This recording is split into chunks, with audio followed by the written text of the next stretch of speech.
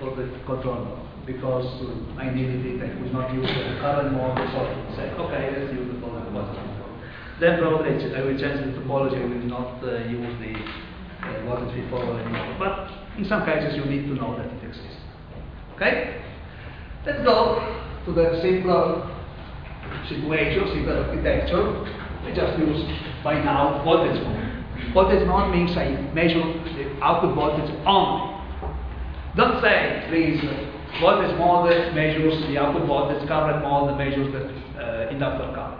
So, voltage mode means I measure the output voltage only. Current mode, I measure output voltage and inductor current. So, let's go to voltage mode system, and this is my converter, power converter. Output voltage, I get the output voltage to the control system circuit.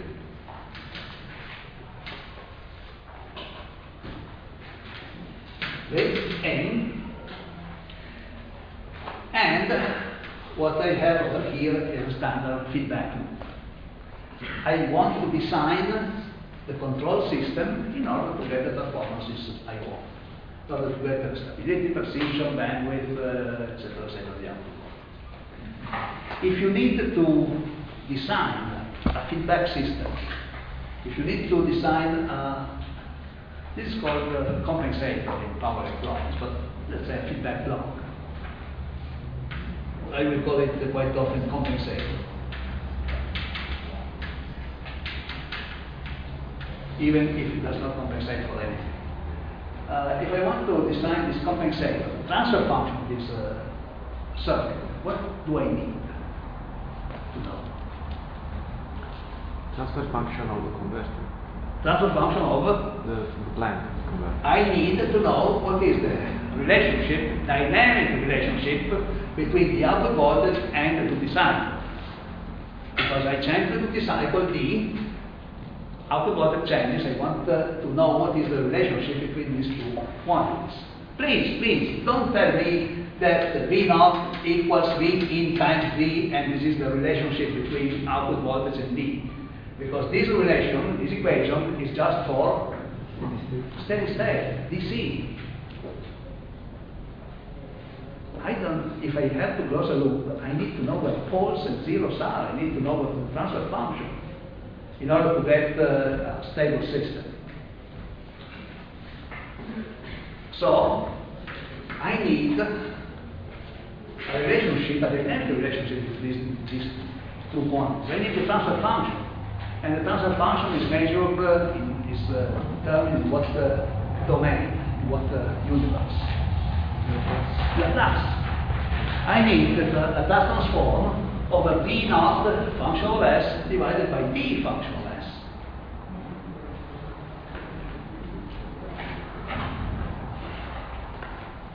That will be the goal for the next 2 or 3 weeks. Find this transfer function. For all the topologies, all the models, we learn. Well, not really all. The most important topologies and most of It's not an easy problem. It's not an easy problem because this converter has inside it switches. So this circuit is time-varying circuit. Its schematics changes. When the switch is open or closed, the schematic, the path of current is different. So you have a circuit that has 2 or 3 different schematics, and this schematic keeps changing from switch closed to switch open and the diode open as well, if you see it. Not only, but this relationship between D and V naught is non-linear. Here it seems to be linear, but if you look at V naught equals V in over 1 minus V, well, this is definitely a non-linear relationship. So we have a system that is time-varying and non-linear. Ouch. There are very few things work on this. You are used to work with non-linear circuits. All the electronics is non-linear, but you learn how to linearize it. But probably you are not used to work with time-changing, time-varying circuits. That is something that we need. It's complicated. It was complicated before the first guy solved the problem. And about the first guy to solve the problem of modeling the transfer function, finding out the transfer function between output and control. There was an interesting story. These switch mode converters started to be manufactured very early in time. Well, the very first power converters were in the 20s or so, electromechanical with mechanical contacts.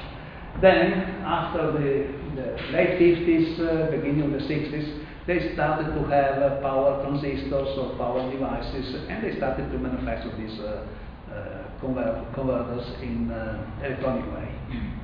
The funny part was that there were many companies manufacturing these converters without having any idea, any clue what was the relationship with this transfer function. How did they design the control part if they didn't know what was this V or D transfer function? Well, they tried. There was a guru inside in each company, and this guru was a guru because he made a lot of mistakes, a lot of explosions, a lot of burns. Oh, talking about the explosions, a couple of groups last Tuesday in the lab made some good sparks. Okay, welcome to the power electronics world. Anyway, that was you? No.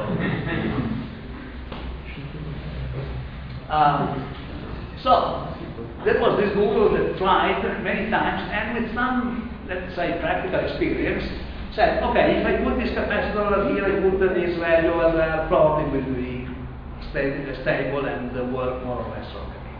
And they did like this.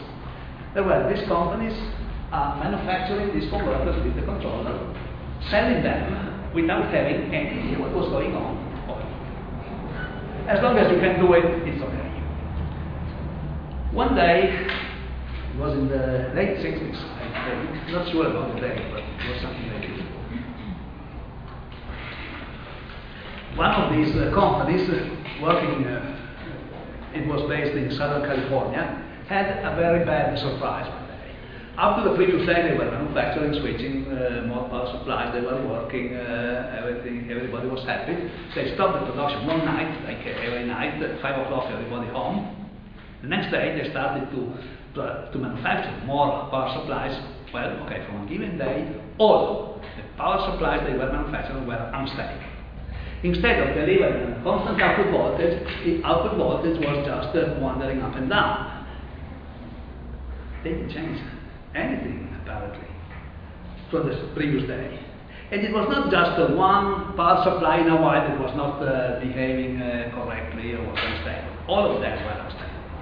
They didn't change any value of components inside, because it won't say, okay, I change the capacitor value, I change the resistor value, it's possible that I get an unstable system. No, they didn't change any value of the schematics, and they had all the switch mode power converters unstable. Not one of them, all of them. And you imagine that it's a very bad situation, because you don't know what went wrong. You have no production anymore, and you have to sell and to deliver them. So they said, okay, we are in trouble. And the guru was unable to fix it quickly. Yeah, eventually probably fixed it, but they said, okay, we have to solve this problem.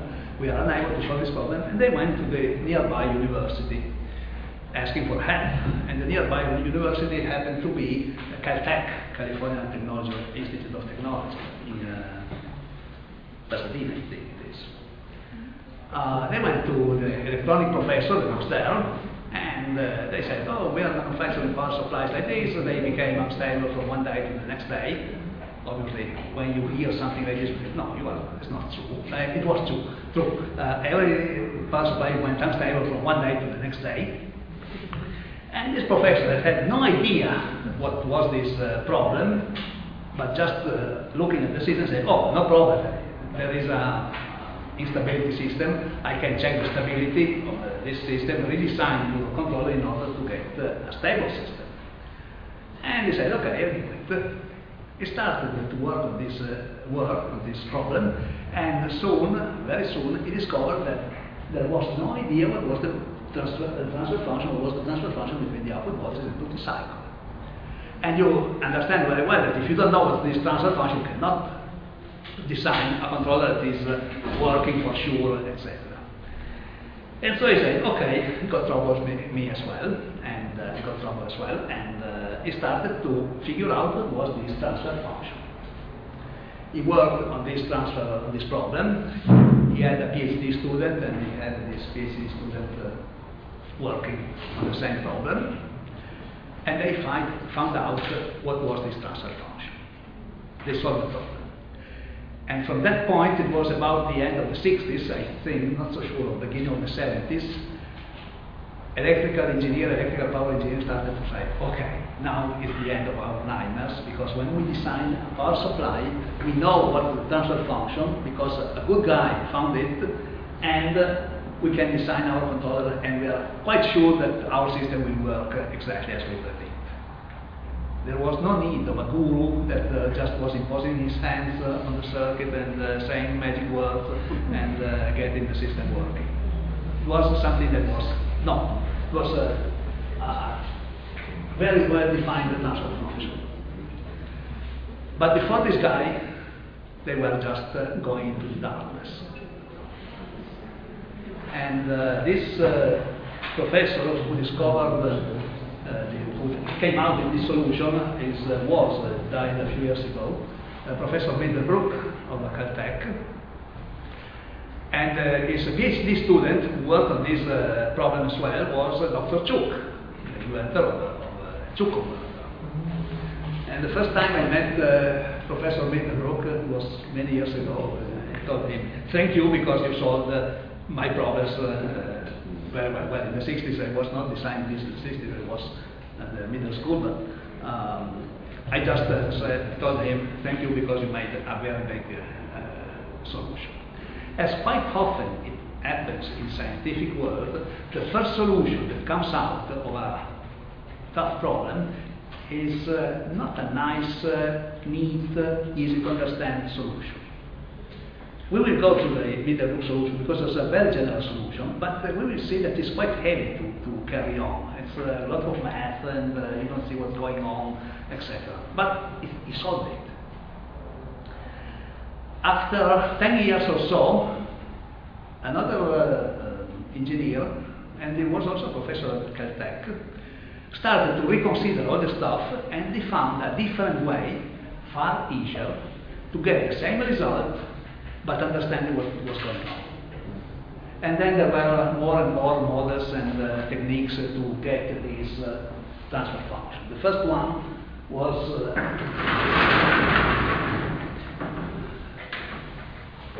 called the state space averaging.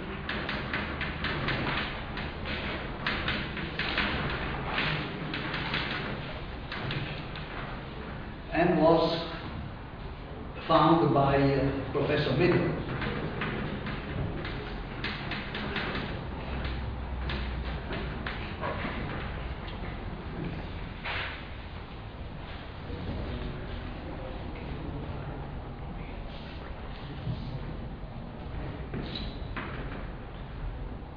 The second method that came out probably in the beginning of the 80s or the end of the 70s, the 80s, I think, beginning of the 80s, was a method that was quite easier, far easier than the original one, getting exactly the same result or almost the same result because it's based on a different approximation, and it's called switch average.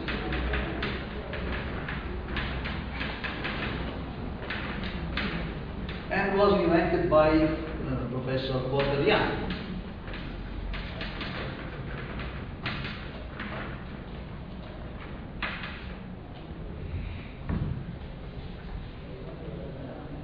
And there are, fortunately the blackboard is finished because there are probably a dozen of these different techniques of finding this transfer function. We will see a third one, the circuit average. Circuit average.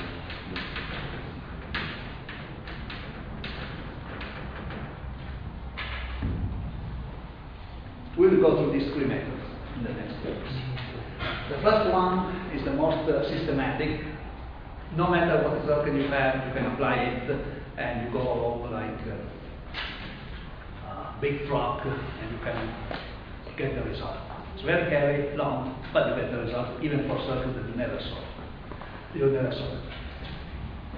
Switch averaging is a very clever system, very intuitive almost system. It has many more advantages than this one. It is easy to apply to many topologies, but in some cases you say, okay, I cannot find out a trick to apply this method to this. Both these techniques work for CCM and DCM. We will see these techniques only for CCM. We will see this technique only for CCM. And then circuit averaging is something that is not so systematic. It's not a method. It's not an algorithm. Do this, do that, make this calculation, write down this equation, solve this equation, etc. This is more, let's say, artistic. You need to figure out what is the right substitution to do. There is not a very systematic method. And it is very fast, very easy to apply, especially for DCM. It can also be used for CCM, but it's a little bit longer and complicated. So we will use these three, we will analyze these three techniques to get the transfer function for CCM systems, and for DCM systems. Those are not the only three techniques that exist. There are many more. I think at least a dozen or so. They are quite similar because all these techniques are based on the same ideas. And there is the same idea, you can see it from here, because you get this repeated work average. Why? Because, remember,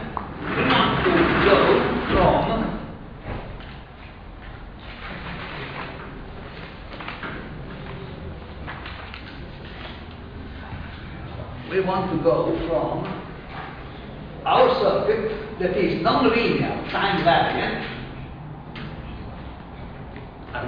really a mess, casino, to what do you need to apply Laplace transform? Because something of you wanted to use Laplace transform. What do you need to use a Laplace transform? Linear. You need a linear time invariant circuit. So we start with non-linear time variant. We need to go to a linear to get a linear time invariant circuit. Strictly speaking, if you want to apply the Laplace transform, you don't need to have a linear system. The Laplace transform exists also for non-linear systems, but it's far more complicated. Did you ever see the Laplace transform for non-linear systems? The basic idea is that instead of having one variable, S variable, like say V naught of S, if your system is non-linear and you want to use the Laplace transform technique, you would have to define the Laplace transform in a multivariable Laplace transform. So instead of having V of S, you will get V of S1, S2 if you have only a second order nonlinearity, and you have V of S1, S2, S3. That means you have three S variables, three different S variables in your Laplace transform. If you have a cubic nonlinear system, it's very heavy. So we will have a standard, normal, loved by engineers linear Laplace transform. But we start from nonlinear primary, and we need a linear time invariant. We need to get rid of time variancy, and we need to get rid of nonlinearity. And this is done using two steps. The first step that we apply to this nonlinear, what is this nonlinear time variant? Give me an example of this nonlinear time variant system for this class, obviously.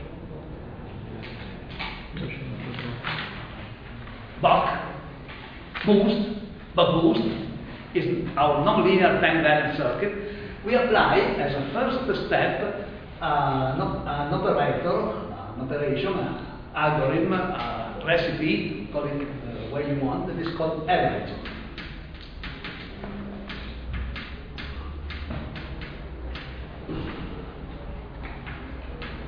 Average your circuit, And averaging your circuit, you get rid of all the switches. After you average, you have a non-linear time invariant system.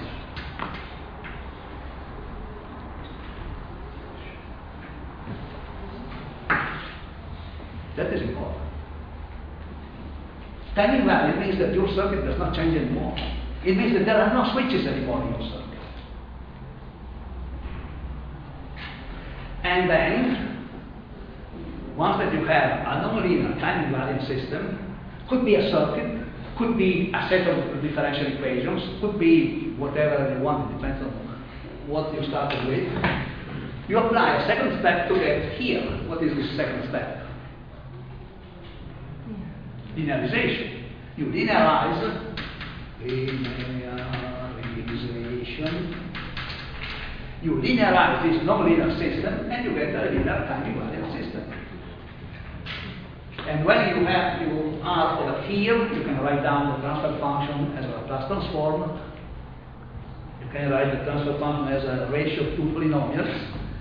And you say, okay, I got the light, I see the light, I can design my control system without any extra problem.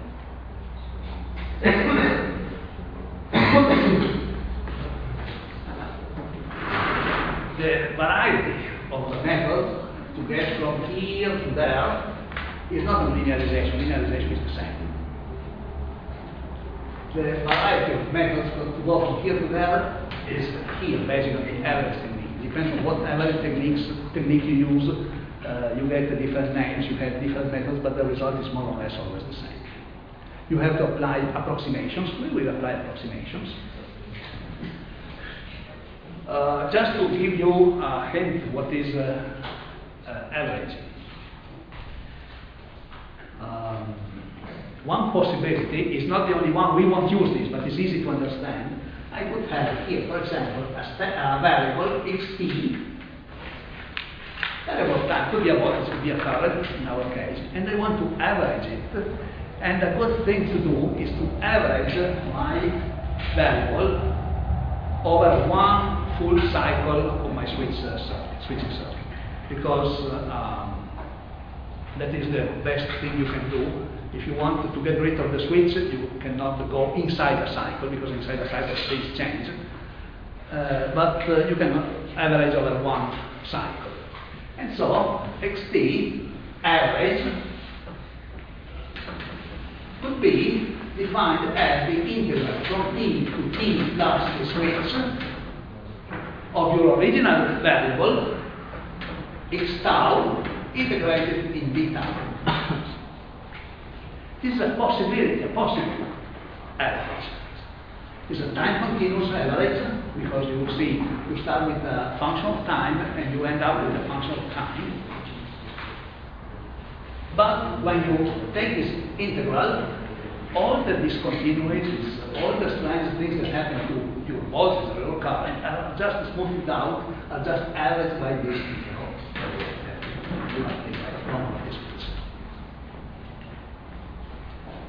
Did you ever see a technique like this?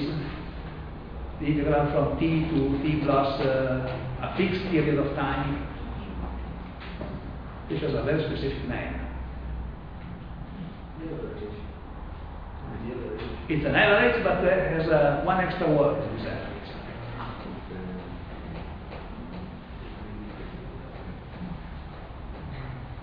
This is called moving average. This is called the moving average,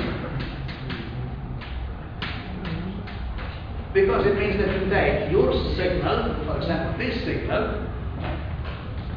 I just use a continuous signal, but it can be any signal. It could be, for example, a signal like this. And you average it over one cycle. Let's say first that is this one. And you move this window across the signal, and you find this integral over here, then a little bit to the right, and you find again the integral over here, and a little bit to the right, and you find the integral over here. Every time you move a little bit your averaging window, means that you are increasing this variable, And you integrate from this point to this point plus one period of time later. What you get is still a continuous function that is average. This kind of average, well, it's not a continuous function, but almost a continuous function, is what is used, for example, by all the in Wall Street and all the economic gurus that look at the screens, look at the graphs, and all this stock will go up, this market will go down, etc. They use basically moving average. It may be moving average over 1 week, 1 month, or whatever, and they just toss out some dice and give you strange and useless recommendations. Or if you look at the red waveform, and this is one here, if you take the average, like here you get its average value, then you move a little bit, then you move a little bit, then you move a little bit. What is the average of this red waveform? If you average over one cycle, you move this window. It's just a constant. Because even if you are over here, you are getting exactly one period, and this period is constant, and you will get a constant value. The general idea, we will return on this on Tuesday, is that when you average, you lose the waveform. You don't see what was the waveform. You will just get the average of the waveform. On Tuesday, we will continue on this stuff. I put online a couple of links to material on PFCs and power factor and things like this. I will put some link to papers, or some direct some papers on this method. Next Tuesday, no lab, because it seems that all and each and everybody of you finished the experiment with the boost converter. So next week, no lab, and we will return to the lab in 2 weeks for the buck boost experiment. Okay? See you.